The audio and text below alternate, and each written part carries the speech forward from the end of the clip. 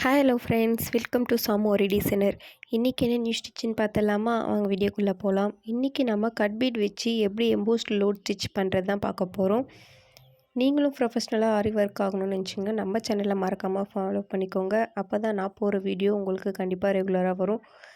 நம்ம போகிற வீடியோவை ரெகுலராக பார்த்தீங்கனாலே கண்டிப்பாக நீங்களும் ப்ரொஃபஷ்னலாக ஆரி ஒர்க் ஆக முடியும். வீடியோ ஸ்கிப் பண்ணாமல் பாருங்கள். அப்போ தான் நான் சொல்கிற டிப் அண்ட் ட்ரிக் உங்களுக்கு புரியும். வாங்க வீடியோக்குள்ளே போகலாம். ஃபஸ்ட்டு நீங்கள் த்ரெட் எடுத்துக்கிட்டு அதில் கொஞ்சம் க்ளூ ஆட் பண்ணி க்ளூவை வந்து நீங்கள் ஃபேப்ரிக் க்ளூ யூஸ் பண்ணணும்.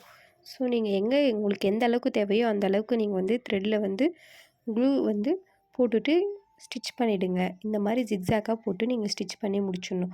இது வந்து கொஞ்சம் ஸ்ட்ராங்காக இருக்கிறதுக்காக தான் நம்ம இந்த டபுள் மெத்தட் யூஸ் பண்ணுறோம்.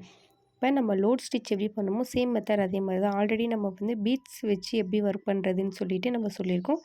இப்போ கட் பீட் வச்சு நம்ம எப்படி போகிறது தான் சொல்ல போகிறோம்.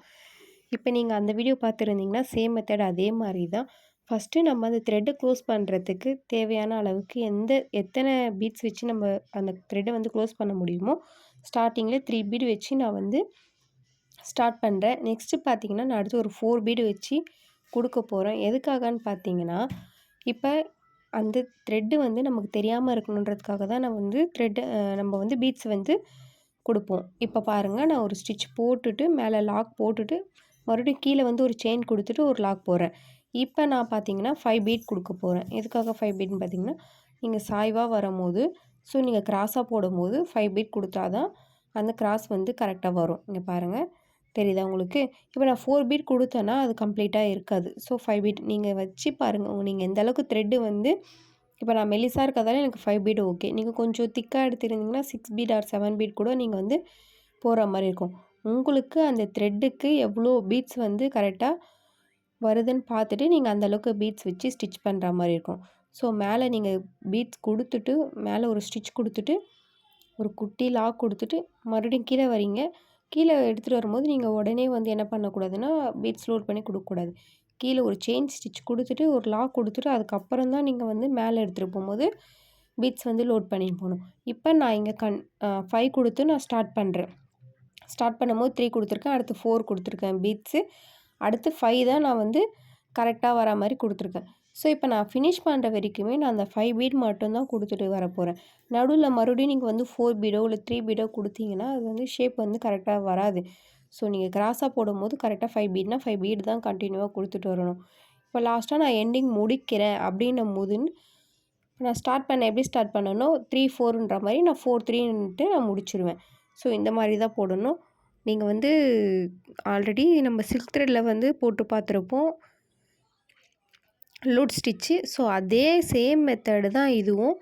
இப்போ நம்ம பீட்ஸ் வச்சு ஒர்க் பண்ணுறோம், அவ்வளோதான். வேறு எந்த வித்தியாசமும் இல்லை. இது ரெண்டுத்துலேயுமே நீங்கள் இப்படி தான் வந்து ஸ்டிச் பண்ணணும். 1 or 2 டைம்ஸ் கிட்டே நல்லா ட்ரை பண்ணுங்கள். நீங்கள் எந்த அளவுக்கு ட்ரை பண்ணுறீங்களோ அந்த அளவுக்கு வந்து கண்டிப்பாக உங்களுக்கு வந்து ஃபினிஷிங் கரெக்டாக வரும். இது ரொம்ப நெருக்கமாக கொடுத்தீங்கன்னா பீட்ஸ்க்கு மேலே பீட்ஸ் வரதால் அது ஃபினிஷிங் வந்து கரெக்டாக வராது. எப்படி கொடுக்கணுன்னா நீங்கள் ஒரு பீட்ஸ் கொடுத்துட்டீங்களா கிராஸாக எடுத்துகிட்டு வந்து நீங்கள் ஒரு லாக் கொடுக்கும்போது கொஞ்சம் ஒரு கொஞ்சம் இன்ச்சு நீங்கள் கேப் விட்டுட்டு நீங்கள் கொடுக்கும்போது அடுத்தடுத்து நீங்கள் வந்து கரெக்டாக ஸ்டெப் பை ஸ்டெப்பாக வர மாதிரி இருக்கும். நீங்கள் ரொம்ப நெருக்கமாக கொடுத்தீங்கன்னா அந்த பீட்ஸ்க்கு மேலே இன்னொரு பீட்ஸு அந்த மாதிரி வர மாதிரி இருக்கும். ஸோ அது வந்து ப்ராப்பராக இருக்காது. அதுக்கு தான் நீங்கள் ஸ்டிச்சஸ் போட்டு ட்ரை பண்ணாலும் 2 டைம்ஸ் ஆர் 3 டைம்ஸ் கிட்ட ட்ரை பண்ணிங்கன்னா தான் உங்களுக்கு அந்த ஃபினிஷிங் வந்து கரெக்டாக வரும். ஸோ இதில் மெயின் மெத்தடே என்னென்னா நம்ம கொடுத்துருக்க அந்த த்ரெட்டு வந்து தெரியாமல் இருக்கணும். அதுதான் இதில் இருக்க விஷயமே. இப்போ பாருங்கள், நான் கடைசியாக லாஸ்ட்டாக 5 கொடுத்துருக்கேன். இப்போ நான் கொடுக்க போகிறது பாருங்கள் 4 பீட் தான் கொடுக்குறேன். அடுத்து நான் 3 பீட் கொடுத்து வந்து இந்த ஸ்டிச்சை வந்து நான் கம்ப்ளீட் பண்ணிடுறேன். ஸோ இந்த மாதிரி தான் பண்ணணும். உங்களுக்கு ஏதாச்சும் டவுட் இருந்தால் எனக்கு கமெண்ட் பண்ணுங்கள், நான் உங்களுக்கு எக்ஸ்பிளைன் பண்ணுறேன். தேங்க்ஸ் ஃபார் வாட்சிங்.